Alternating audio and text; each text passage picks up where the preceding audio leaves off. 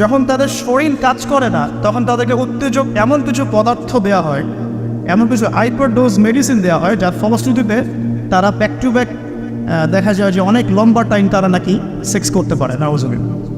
এখন পর্নোগ্রাফির সাথে পরিচিত না এমন হাজারের একজন ব্যক্তি খুঁজে পাওয়া যাবে না, ঠিক আছে? বাংলাদেশের পরিসংখ্যান বলছে যে বাংলাদেশের স্কুল পড়ুয়া প্রায় 77% ছেলে মেয়ে পর্ন দেখে।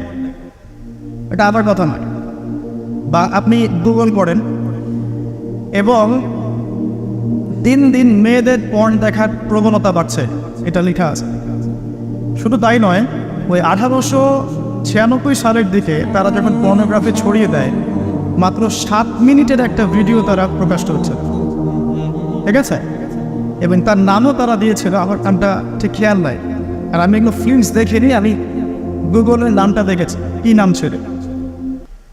তো তখন থেকে নিয়ে এই পর্যন্ত এই যে নীল সংস্কৃতি চালু করে দেয়া, এটা শুধু পশ্চিমাদের মধ্যে সীমাবদ্ধ থাকে নাই, পুরো বিশ্বের মধ্যে ছড়িয়ে দেওয়া হয়েছে। এবং আপনি পরিসংখ্যান দেখবেন যে এই নীল সংস্কৃতিতে সবচাইতে বেশি যারা পারদর্শী তারা হচ্ছে মার্কিন যুক্তরাষ্ট্রে।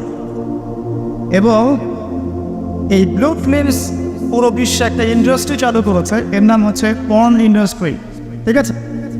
এবং আপনি এবার শুনলে অবাক হবেন যে এই পর্ন ইন্ডাস্ট্রি প্রতি বছরে $97 বিলিয়ন ব্যবসা করে। $97 বিলিয়ন ব্যবসা করে পর্ন ইন্ডাস্ট্রি সারা ওয়ার্ল্ডে। 1 বিলিয়ন সমান কত?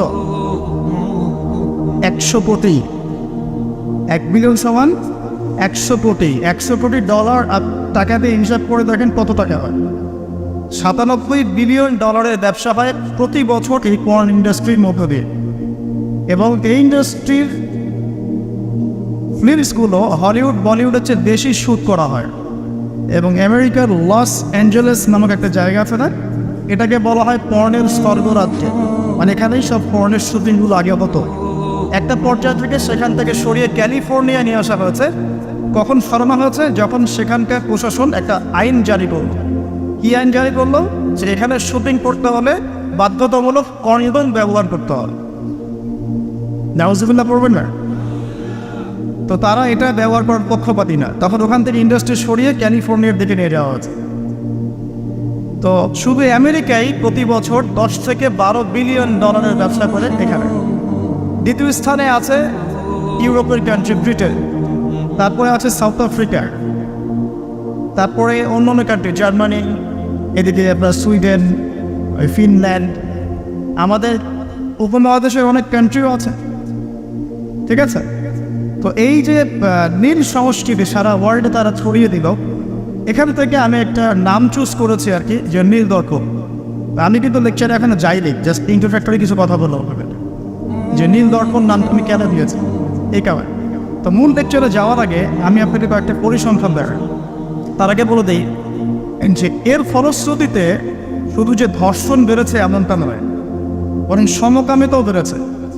এখনকার পরিসংখ্যান বলছে মার্কিন যুক্তরাষ্ট্রের 52% মানুষ মনে করে যে সমকামিতাকে স্বীকৃতি দেওয়া উচিত, এবং 41% মানুষ মনে করে দেওয়ার দরকার নেই। কিন্তু আইনত এটা লিগ্যালাইজড, এটা ওদের বাক স্বাধীনতা। এটা কানাডা অনেক আগেই করেছে, ব্রিটেনেও আছে, অস্ট্রেলিয়াও স্বীকৃতি দিয়েছে, এবং দিন দিন আস্তে আস্তে আমাদের ভারত থেকে শুরু করে আমাদের দেশে পর্যন্ত এগুলোর বিস্তার বেড়ে গেছে। এবং তারা এখন সংগঠন তৈরি করেছে, তাদের ফ্ল্যাগ আছে, তারা অধিকারের কথা বলে, তারা স্বীকৃতি চায়। এবং পর্ন সম্পর্কে পড়তে গিয়ে আমি দেখলাম যে নর্মালি পর্নের যে ভিডিওগুলো হয় এগুলো হচ্ছে চলচ্চিত্রের মতো, জাস্ট যেমন একটা নায়ক নায়িকা শুটিং করেন, গায়ক গায়িকা যেমন শুটিং করে, ঠিক এরকম করেই ফিল্মস শ্যুট করা হয়।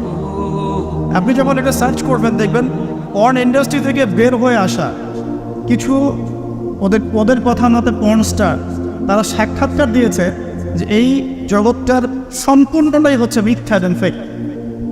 যা দেখানো হয় এটা টোটালি ফেক।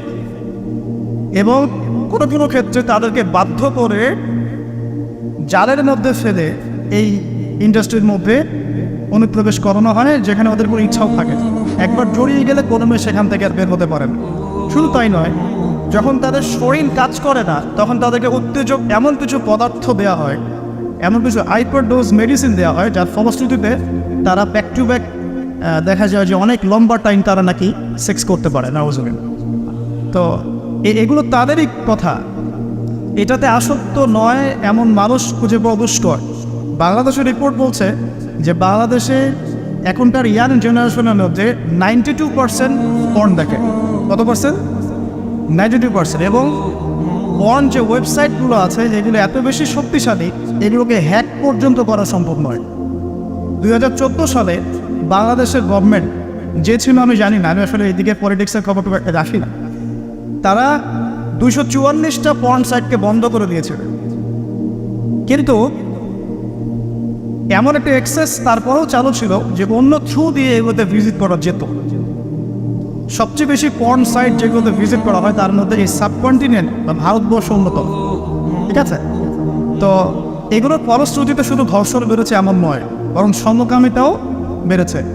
এবং দেখা যাচ্ছে যে এখন প্রতি 10 জন মানুষের মধ্যে একজন নাকি, এটা রিপোর্ট, প্রতি 10 জনের মধ্যে নাকি একজন বিপরীত লিঙ্গের দিকে নয় বরং স্বলিঙ্গের দিকে আকর্ষিত হচ্ছে।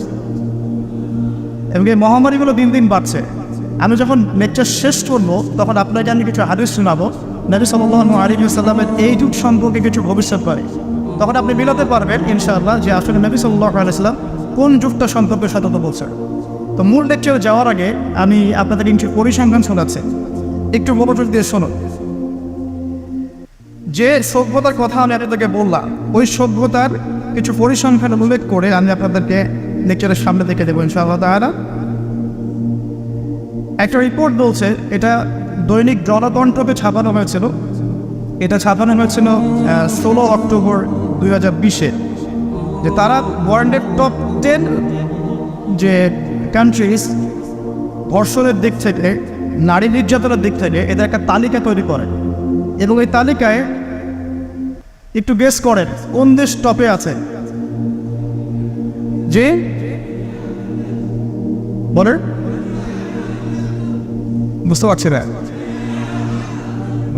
ইন্ডিয়া না, সবচেয়ে টপে আছে ইউএসএ। ঠিক আছে, আমি আপনাকে পরিসংখ্যান দেখাচ্ছি, তারপরে আমি মূল লেকচারে যাবো ইনশাআল্লাহ। যে দেখা যাচ্ছে পুরো ইউরোপের, পুরো পশ্চিমা সভ্যতা ইউরোপের যারা হচ্ছে এখনকার মধ্যবিত্ত কান্ট্রিগুলোর, উন্নয়নশীল কান্ট্রিগুলোর রোল মডেল বলি আমরা, তাই না? আমরা তো সবখানে ইউরোপ বানাতে চাই। ইভেন আমাদের দেখা যায় অনেক ক্ষেত্রে মিডল ইস্টের, মধ্যপ্রাচ্যের কোনো কোনো কান্ট্রির লিডার বলছে যে আমরা এত সালের মধ্যে মধ্যপ্রাচ্যকে ইউরোপ বানিয়ে ফেলব। ঠিক আছে, তো আমরা ইউরোপ বানাতে চাই। তো ইউরোপের দেখা যায় যে 15 বছরের কম, পুরো ইউরোপে 15 বছরের কম 33% মানুষ, 33% মেয়ে 15 বছরের আগেই কারো না কারো দ্বারা শারীরিক নির্যাতনের শিকার হয়েছে, যৌন নির্যাতনের শিকার হয়েছে। আচ্ছা, সামনে আসেন। আমাদের পার্শ্ববর্তী দেশ ভারতের কথা এসেছে এখানে, যে প্রতি 22 মিনিটে একটা করে মেয়ে ভারতের নির্যাতনের শিকার হয়, যৌন নির্যাতনের শিকার হয়। বাংলাদেশের সংখ্যাটা কত এটা আপনারা বের করবেন, পরে দেখছি। শীর্ষ 10-এর তালিকায় প্রথমে আছে আমেরিকা, যেখানে বলা হচ্ছে যে 99% পুরুষ, 99% পুরুষ এরা উন্নত যৌন বিষয়গুলোতে আগ্রহী। ঠিক আছে, 1% পুরুষ চাচ্ছে যে ফ্যামিলি হোক, নর্মাল আমি ইসলামিক যেটা চিন্তা করি, ফ্যামিলি হোক, বিয়ে শাদী হোক, তারপরে বাচ্চা কাচ্চা হবে, এটা তারা 1% মানুষ চায়। ফ্রি সেক্সুয়াল যে রেভলিউশন, এটাতে 99% পুরুষ বিশ্বাস করে। তারপরে আসেন, তারা বলছেন যে এখানে আমেরিকাতে প্রতি 6 জন মেয়ের মধ্যে একজন ধর্ষণের শিকার হয়, প্রতি 6 জন মেয়ের মধ্যে একজন ধর্ষণের শিকার হন। এবং যে পরিসংখ্যানগুলো করা হয়েছে এটা মাত্র 16% কেসের ভিত্তিতে, বাকিরা কেসই করেন। যারা কেস করেছে, এই কাগজপত্র আছে, এর মধ্যে দেখা যায় প্রতি 6 জনের একজন ধর্ষণের শিকার হয়। তো এরপরে দ্বিতীয় নাম্বার তালিকায় আনা হয়েছে সাউথ আফ্রিকার, দক্ষিণ আফ্রিকা। এটাকে বলা হয় ধর্ষণের রাজধানী। কি বলা হয়?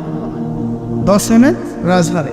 এখানে দেখা যায় যে শুধু 2012 সালেই, অনলি 2012 সালেই 65,000 ধর্ষণের ঘটনা রয়েছে। আমি পরে আপনাকে হাদিসগুলো বলবো, আপনি আগে পরিসংখ্যানটা দোকাতে থাকে। 65,000 ধর্ষণের ঘটনা ঘটেছে শুধুমাত্র সাউথ আফ্রিকাতেই।